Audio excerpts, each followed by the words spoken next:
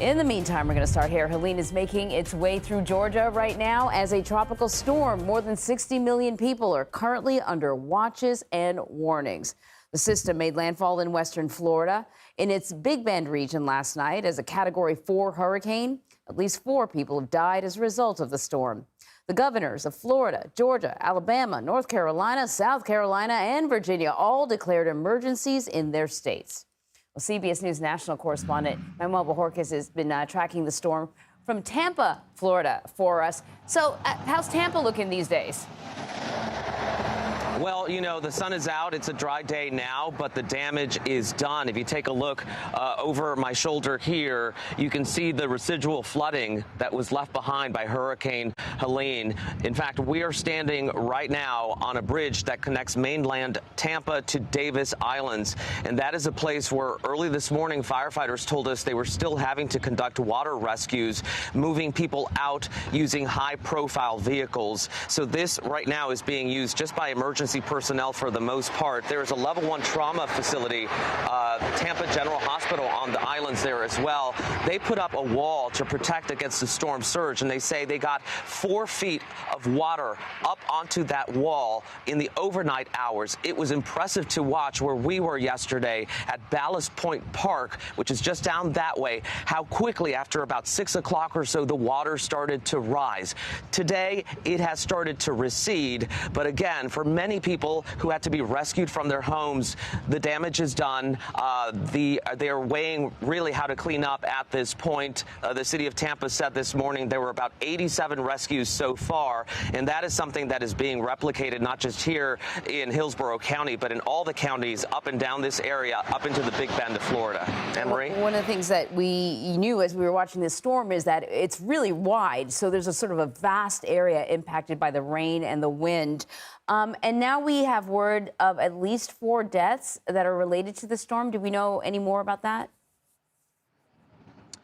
What I can tell you about the 1 death that was reporting in this area, it was last night. Apparently, a big road sign collapsed onto a vehicle as somebody was driving. And I know that the early deaths that were reported in Georgia, 2 deaths, the first reported there, and of course, unfortunately, the number will climb, was possibly a tornado that was spun up by Helene as it churned through the area. But yeah, the size of the storm is just what is so impressive and unfortunate because it has the ability to impact many, many states at one time. Here we are in Florida dealing with the effects. Georgia and the Carolinas are right now getting all that water and having flash flood emergencies. Yeah, Manny, in fact, that's where we're going to head next. Thank you so much. We're going to bring in Skyler Henry now, who's tracking the storm from Asheville, North Carolina. And I see you're in the thick of it right now, Skyler. The governor of North Carolina has declared a state of emergency. Just how bad are things expected to get there? Yeah, well, the wind is already pretty rough here, Anne-Marie. We're expected, right on cue here, we're expecting these gusts to get up to somewhere around 70 to 80 miles per hour or so. And it's really been the case for the last several hours here as Helene really starts to roll into the Asheville area. And we have seen the impacts of rain in this area over the course of the last several days from a different storm system. In fact, that is why so many people in this region were concerned about the possibility of historic flooding in some parts of the area. Just in fact, this morning, there were several evacuation orders in the county to the west of where we are because they had to get people who were living in low-lying areas out and try to find higher ground. In fact, there was an evacuation alert earlier to where we were because the area that we were by next to a river is completely submerged underwater at this current moment. We should point out that several of the main rivers here in this region are already seeing historic levels as well. Flash flood alerts have popped up all across this region as well, and we're not done yet.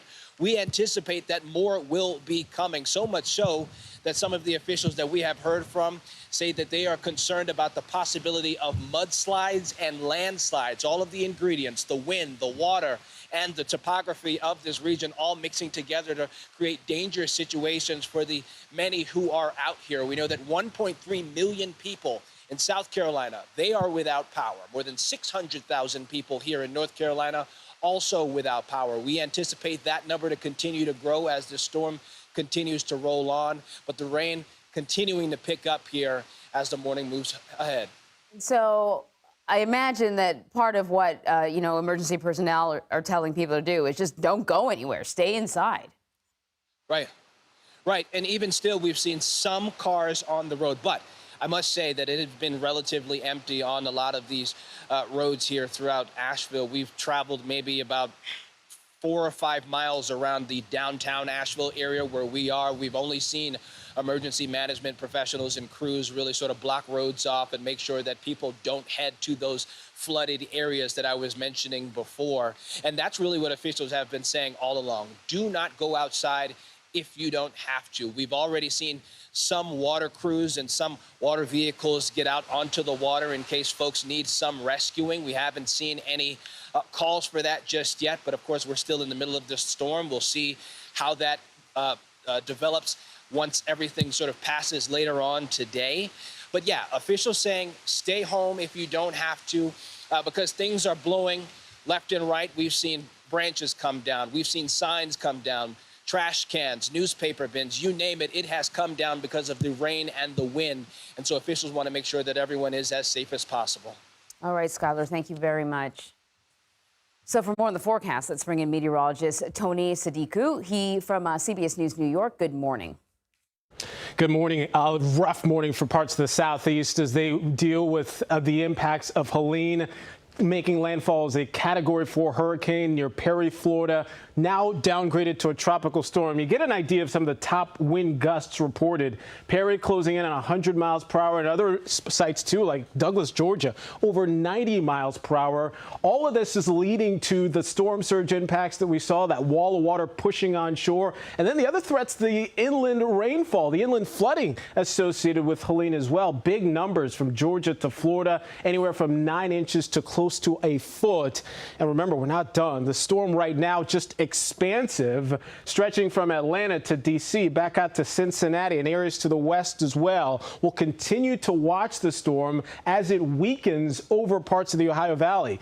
As it moves through the Appalachians, we expect a high wind warning that takes us through today. Cincinnati to Indianapolis, you're in that too. Wind advisories are much more expansive. That includes Raleigh to Memphis, St. Louis too.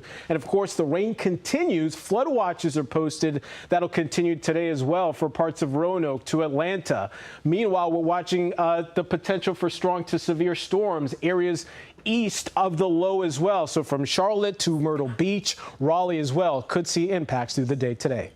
All right, Tony, thank you.